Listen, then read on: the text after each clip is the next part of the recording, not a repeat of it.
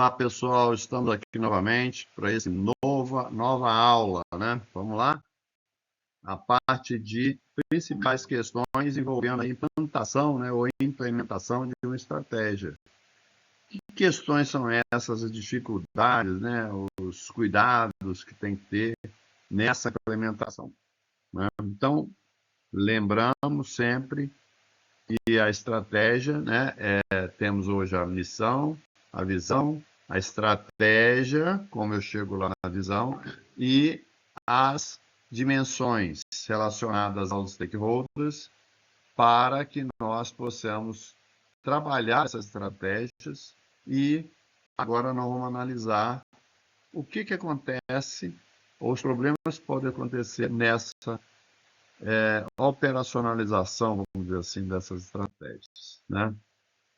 Então, esse primeiro desafio, né, que é traduzir a estratégia em ação, segundo a Business Week, a estratégia nunca foi tão importante. Isso já tem um tempo, mas ainda continua, principalmente hoje, valendo.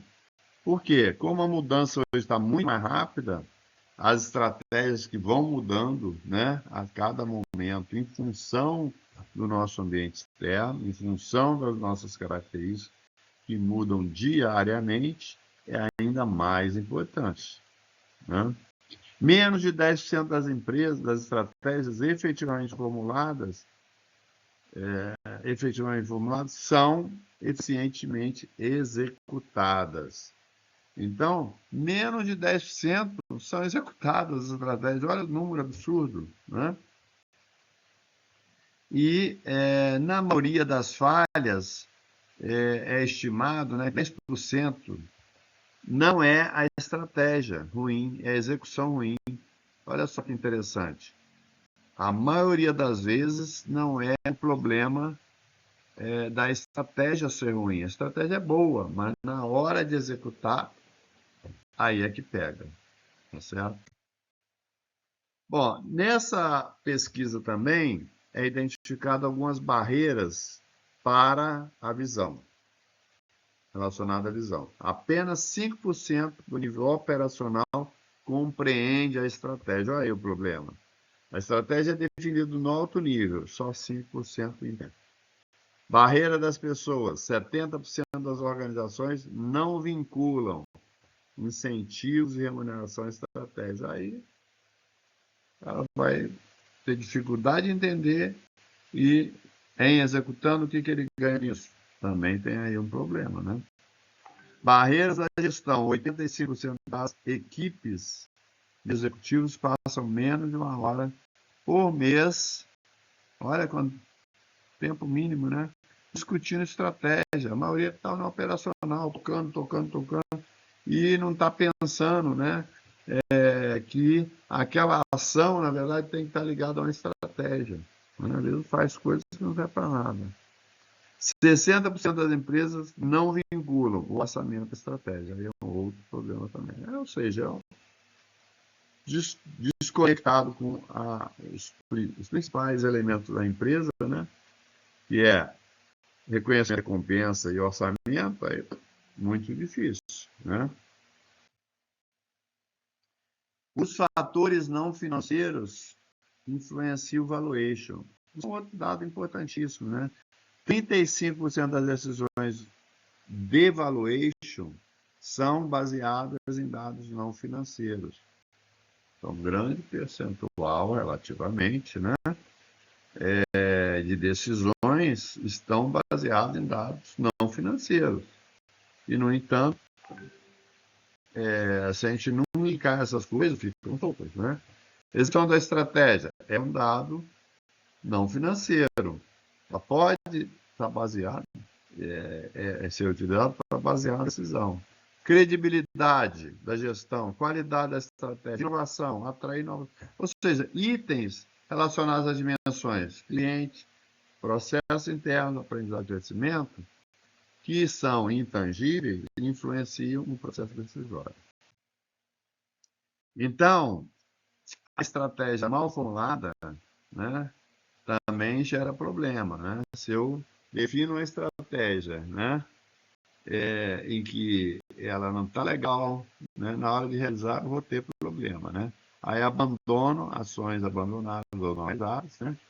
Entram aí as estratégias emergentes, que são aquelas estratégias que acontecem no nosso dia a dia que a gente não previu, né? Mas estão ali na nossa cara, batendo na nossa cara ali, e se a gente não antenar para ela, de repente a gente perde uma oportunidade, tá certo?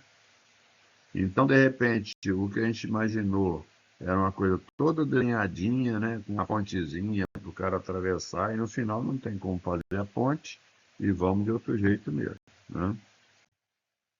Bom, principais barreiras: estratégia mal definida, sistemas de medição pré-existentes, aí eu dificulto a minha coleta de dados, problemas de poder, né? Às vezes o cara tem uma estratégia legal, mas muda, aí é uma responsabilidade e mexe com o poder instaurado ou instituído naquela organização. Aí, barreira, né?